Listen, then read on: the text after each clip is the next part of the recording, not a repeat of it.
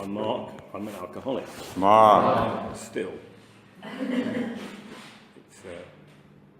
doesn't seem like 2 years that I've been on this journey and on this big island, but it is. I was 2 on Monday. That's my excuse for everything. I'm only 2, and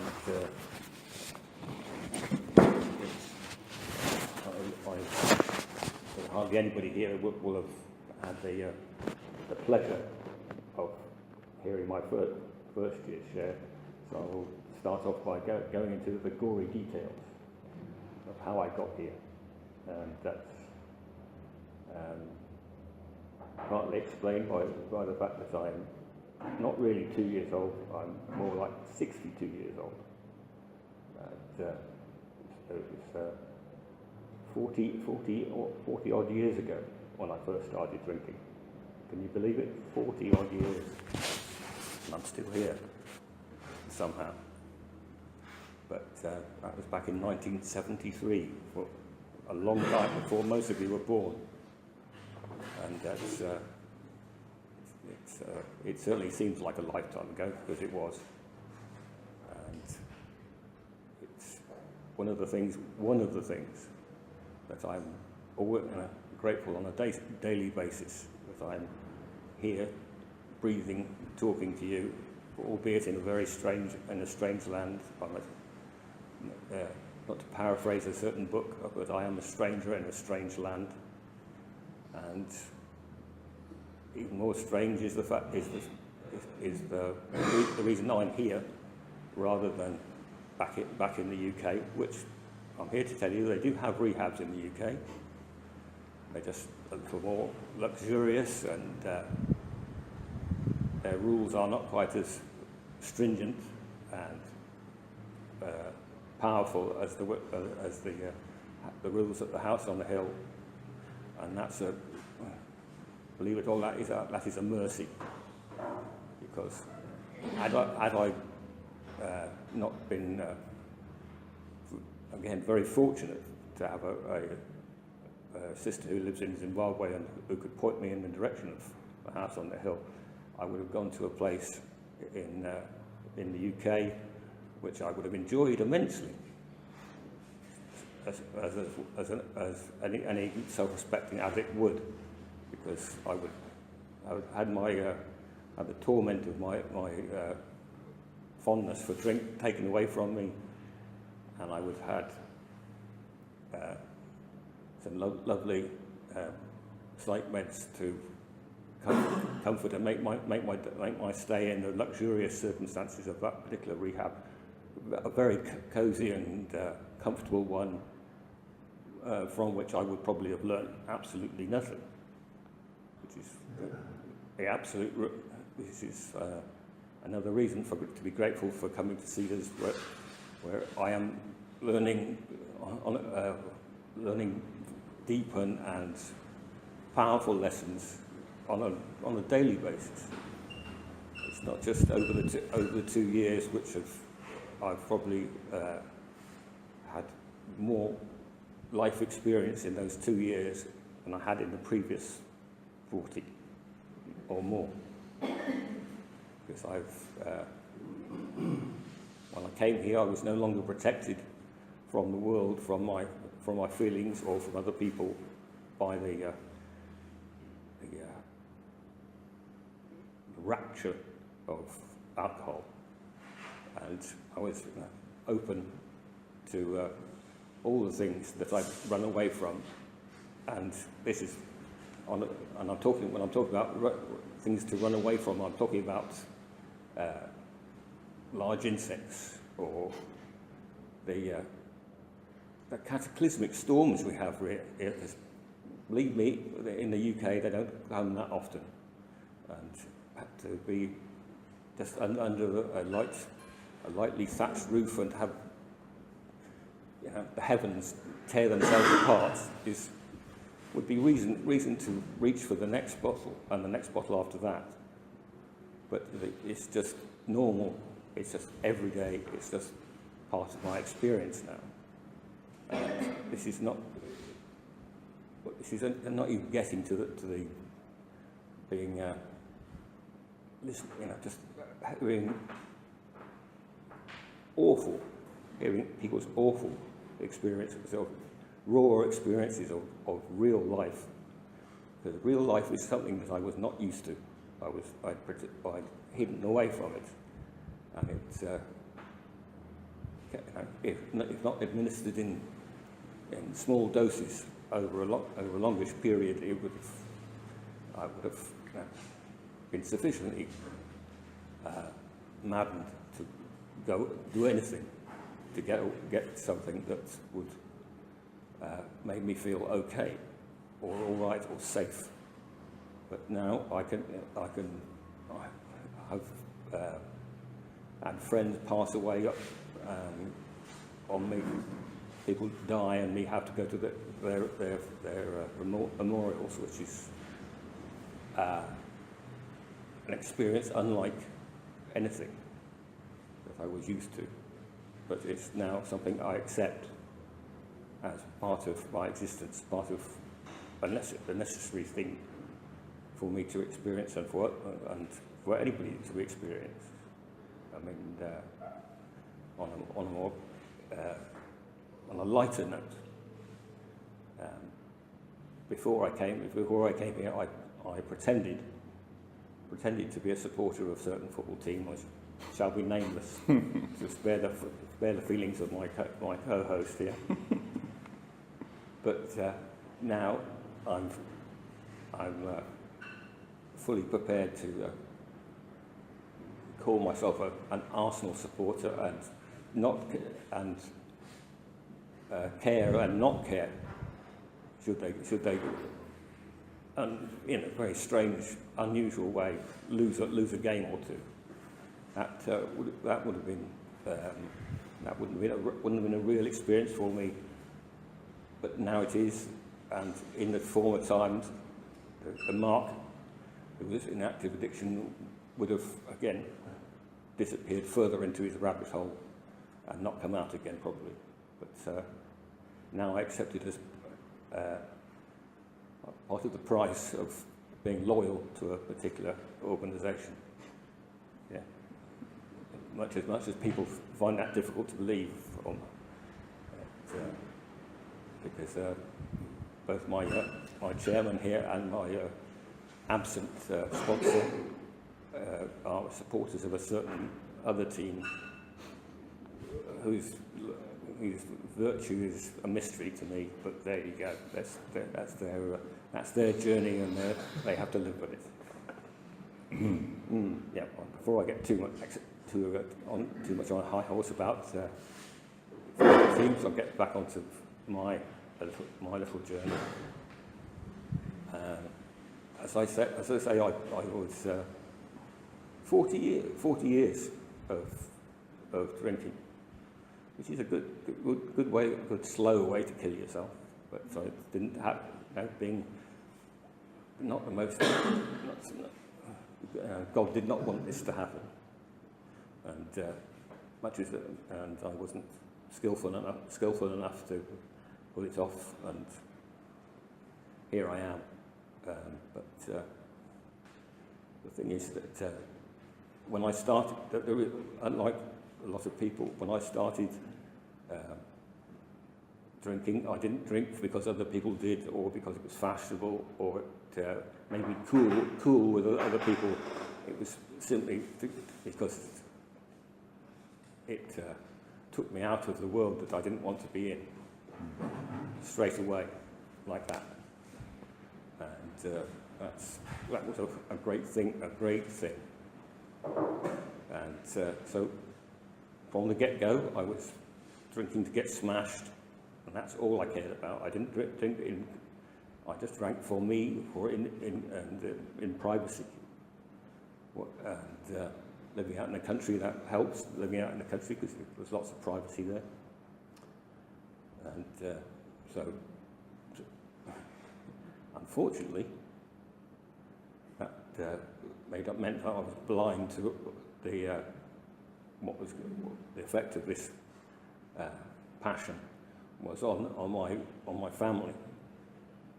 because my family put up with me for all those 40 odd years.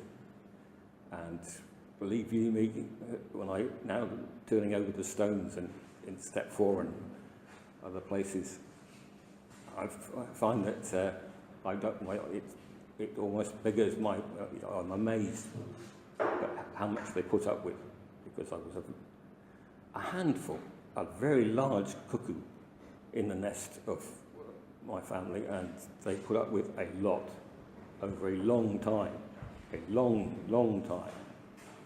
And when it came down to 2 years, just a little over 2 years ago, when my mother passed away, gone was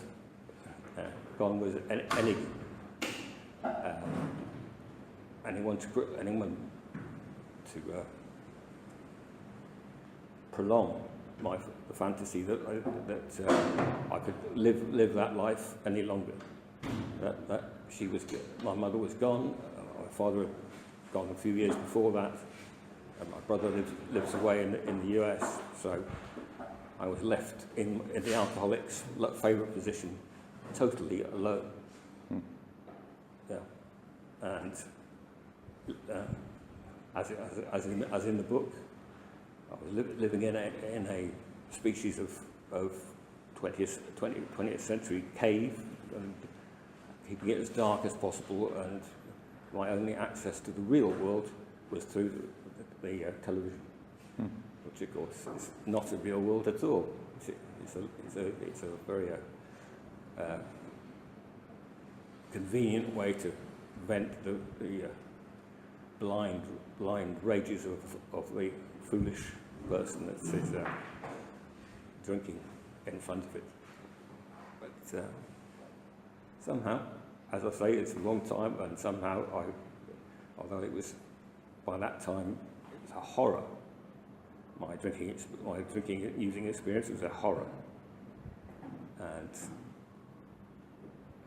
it was because I was blind. It came as a shock, a great shock, to find that I still had friends who were prepared to look to my well-being and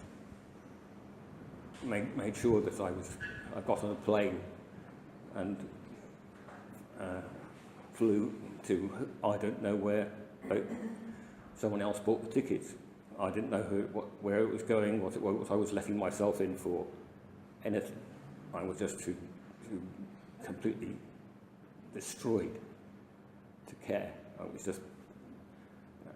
I didn't have to smash any tables to feel that complete and utter helplessness. But I just went along with what my friends were doing for me, and my young nephew got me on the plane and got me off the plane and got me into the hands of two gentlemen from Cedars, and I arrived at the house on the hill in a very broken condition, hardly knowing hardly knowing what was what, which way was up, and this is the dawning of any kind of reality. Took a long time, and when it did, I was horrified, because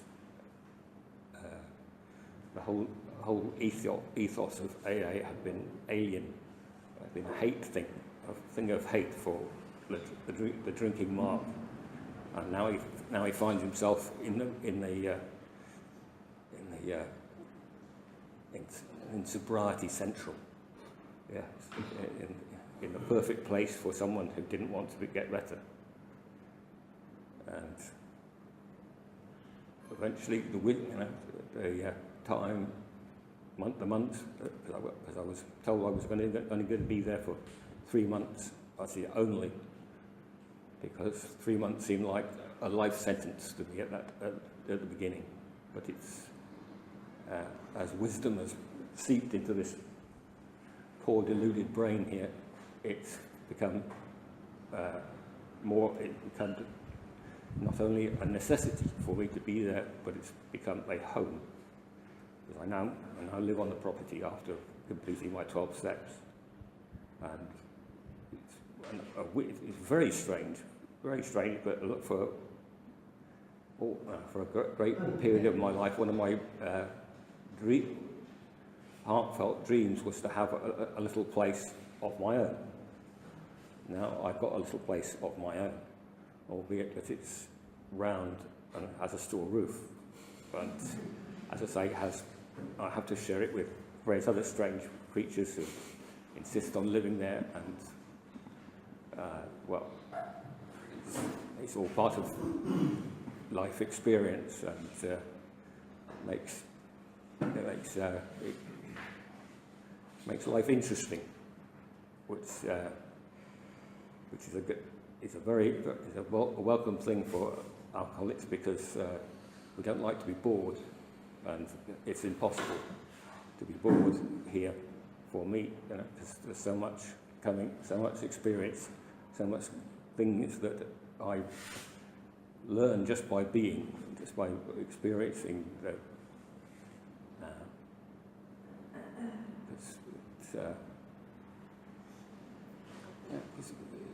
it's the really strange things that you never thought, having come from a first world country where the only monkeys you ever see are behind cages or behind huge fences, and they're so well fed and watered that they don't actually bother you, and they just look at you. And our fellow residents up at the house on the hill are not that. They think the property is theirs, not ours. So that makes life interesting, and it's something. It's one of the somethings that I'm going to miss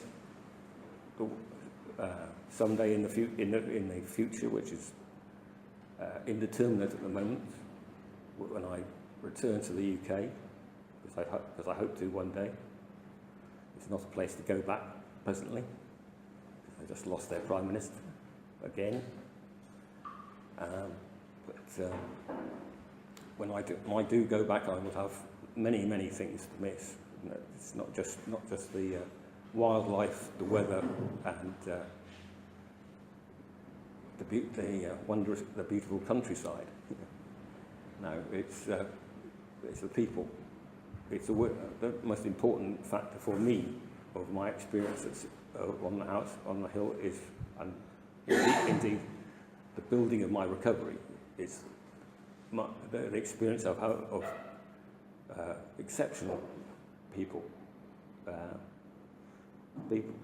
Some of them, although it does say in our 5th chapter something about we're not saints. Well, no, we're not saints in the usual sense that we have a lifetime of purity. Well, that would be the antithesis of being an addict, having a lifetime of purity. But perhaps that what they are is flawed people who nevertheless do great good through sharing their experience, through helping others, and maybe because depending on the severity of their life experience and their personal flaws, if that's what you want to call them, but they still carry on and do good work. Maybe they're saints by accident. Maybe they're accidental saints. And indeed, I have to own something at this point. I do read the occasional book.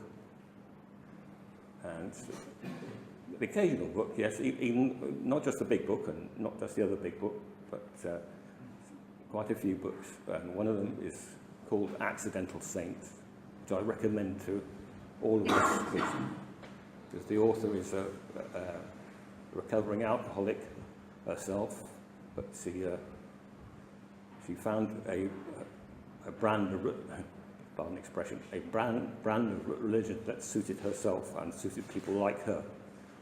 And people like her are people like us. People who are deeply flawed, but nevertheless aspire to do good and be good, even if our flaws get in the way quite often. But it's carrying on with those flaws still hanging from us, still weighing us down, but we still carry on, and we do. Even if it's just making coffee and pouring juice for people, or swapping duties. These are small things, but they're big things for people whose life has been torn apart. And if you can do bigger, if you can find the strength to do bigger things, to 12-step someone and bring them out of the hellhole they found themselves in, even though your record, so I usually use an unfortunate phrase, your record, your personal log of wrongs done or harm done, would scare the living daylights out of muggles out there who are don't appreciate what we go through and what we can do despite ourselves. Yes, I think people addicts are supposed to have a problem with matters of religion and church things and all that kind of thing, but it's my bookish experience that to use a neutral term, a lot of supposedly bad people are really good people, wanting to find a way to express that goodness, to hold on to that goodness, because as much as we fall down quite a lot, and some of us can't help it. That's why I'm sitting here, not standing up. People carry on, and they could find themselves being honoured as saints because they have done what they can despite who they are, and that's an aspiration that I too hold to, because I've been, although I've been very fortunate, very lucky to have got clean and then maintained that sobriety and gone a little way in my own recovery because I have found a haven, found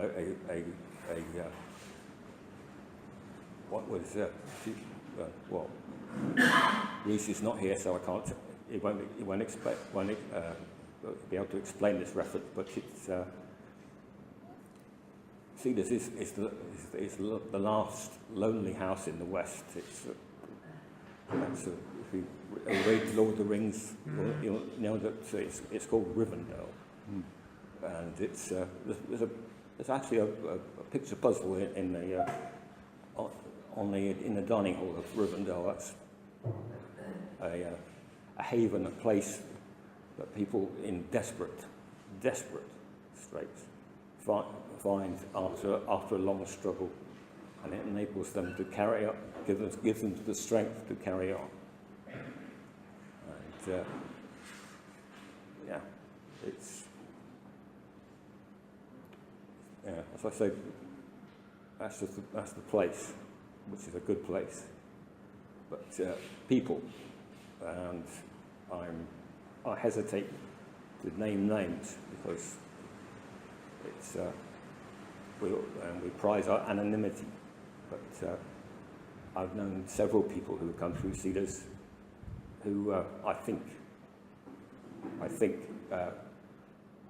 if they belong to one of the established churches would be beatified by now, would be saints because of what they've gone through and what they have given. despite going through that. And frankly, in one particular case, I sat down across the picnic tables with her and did it one-to-one, and the chills went down the back of my neck. And because a smiling, happy, intelligent, eloquent person was telling me things that would make your blood run cold.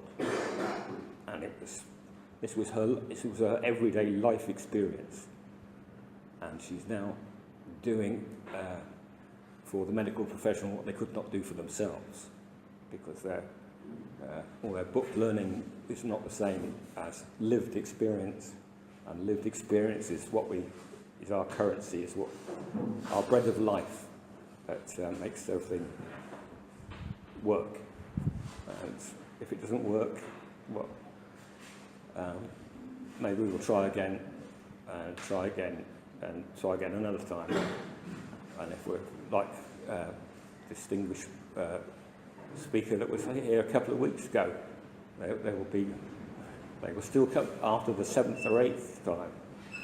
They will come back from near death to be a living, breathing example and a help to others more fortunate than him.